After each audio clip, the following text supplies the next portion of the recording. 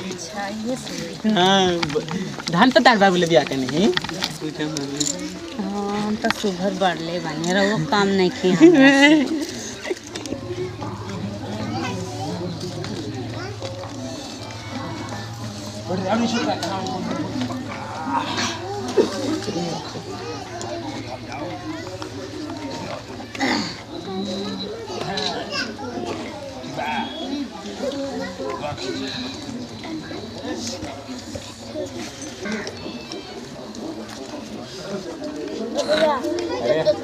अरे ई तो बाबूजी हवन रे ई बुढ़ौती में बियाह क के आवत रहन कहां जाता रे बियाह क के तोर माई नहीं नहीं बोला जन कार सा माथा सठियाइल बे बुढ़ौती में बियाह करे रहे हमारा कर तर तू तोर माई ना नहीं कैसे माई लगी हमार बियाह करब कहिया करब आ तोर माई जो मुंह बोलता है तोर माई ना नहीं गोला गोला गोला माई ना या ई त माई त मानली हो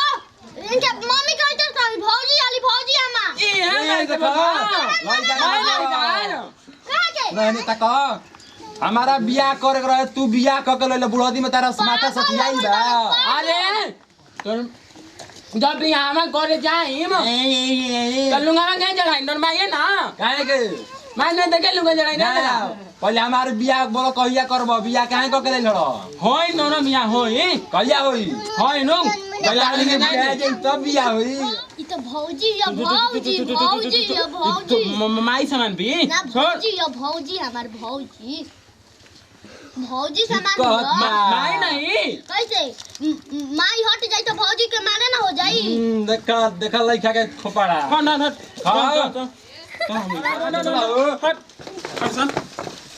ई बुढ़ा सठिया गेल बा एकरा बुढ़ौती में जवानी छावत रुके कर मोगिए लेके भाग जतन हां अभी चलो नहीं ना कौन दिक्कत बा चल तो भौजाई लगी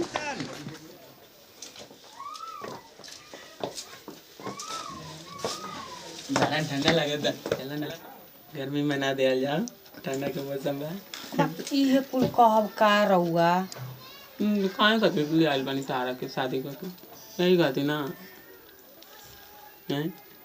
चलो ना हाँ ये तो बात बाटे। क्या चलना तो हैं बियाह का कही कहती ना लाइल बानी चलो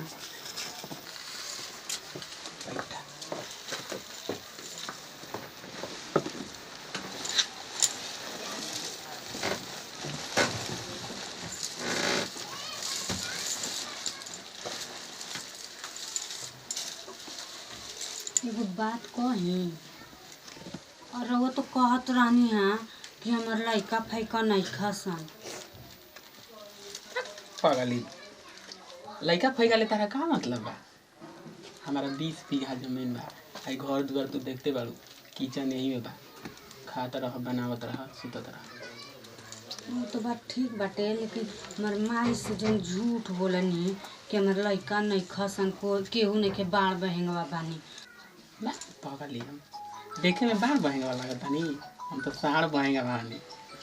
हम तो यही तरह कह देनी कि बियाह तभी ना करूँ तू अपने सुंदर बाड़ी वो तो हम बढ़ले बानी सुघड़ लेकिन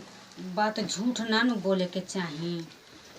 बियाह शादी में सब कहल जाला झूठ ना बोलू तो बियाह होई हैं तो उ जो लइका बाटे नहीं लड़का का चिंता ले लड़का का चिंता ले हमने के गौर लड़का पैदा कैली वो करे के बना दादी मालिक ऐसन होई का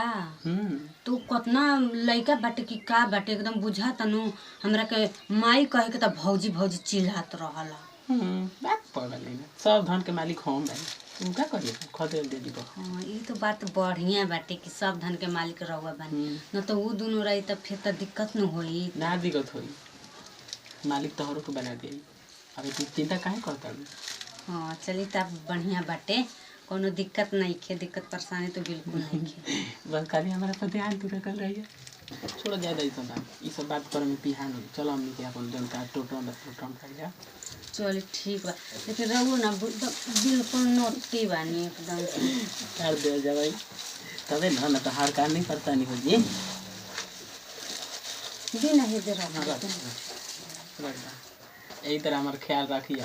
ठीक बाटे ख्याल रखे में नु कौनो दिक्कत ना होई नु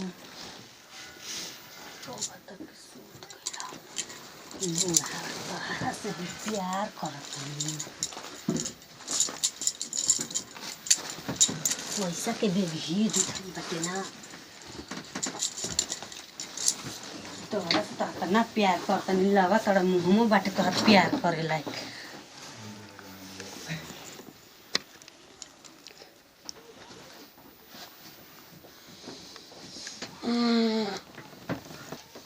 बाबू काम भइल हो? हां ये तो का तनी खड़ा का मारत हो? सुतल बड़ा पलंग टूटल हो? अरे आई तो नहीं है हम ये गाड़ी मीटिंग के बिया का के लड़ा धर मना त ना आबो आंगन भाई हम यहाँ नहीं माई के गइल तू है ना लाई रहना के कहां से उठा के लाई रह नचनिया बजनिया एगो लड़का आई रहे ना गाड़ी पर लेके भाग गइल। ए भाग गइल कौन भागल लिया रे? 3 बजे भोरिया में। ए तब का गइल अच्छा मानो ले रही हां हां कहा तो है ना उ माई सामान हियो, माई नत बनाओ भौजी सामान हियो मालो रहे त तू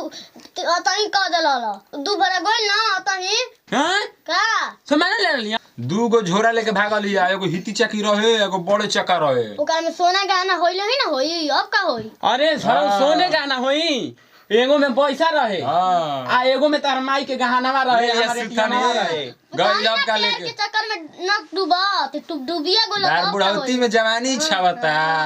अब का ले लो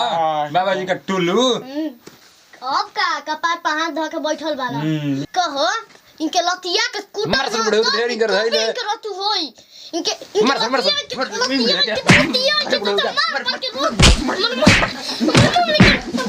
मार बुढ़ऊ के हे दियो के सबक चढ़ बाबू के मारल चढ़ दियो मोर तो फट जी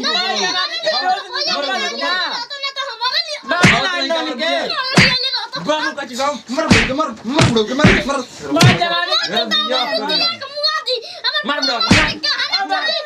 भैया मार बुढ़ऊ के मार हां मार दो